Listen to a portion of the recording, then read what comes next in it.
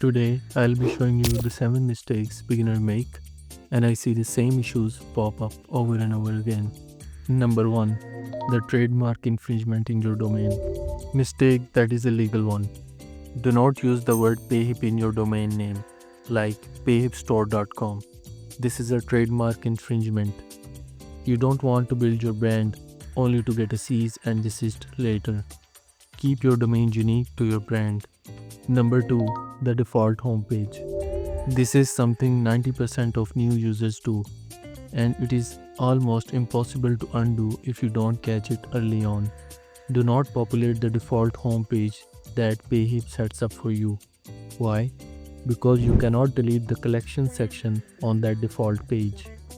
If you decide later that you don't want a collection list there, you're stuck. To fix this, create a custom page right from the start. Design it how you want and set that as your home page.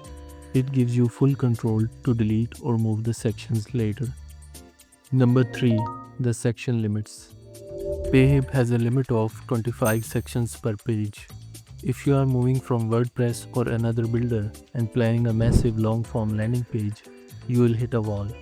Plan your layout efficiently so you don't see that dreaded maximum limit reached error.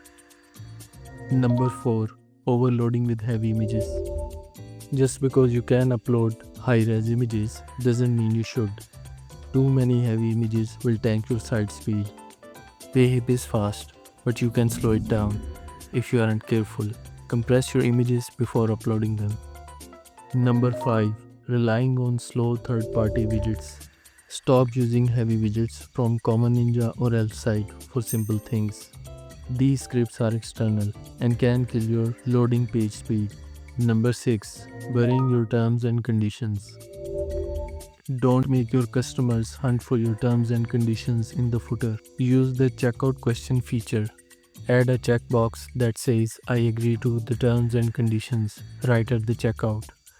This protects you from the disputes and ensures the customer actually sees it before paying. It is better user experience and better legal protection. Number 7. Not using the section numbering extension. If you are trying to customize your store, Payhip doesn't number the section by default, which makes targeting specific areas really hard. I actually built a section numbering extension specifically to fix this.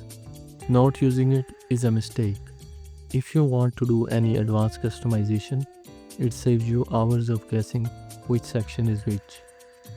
Link for the extension is in the description of this video. Do check it out and let me know what do you think of it. Till then, see you in the next video.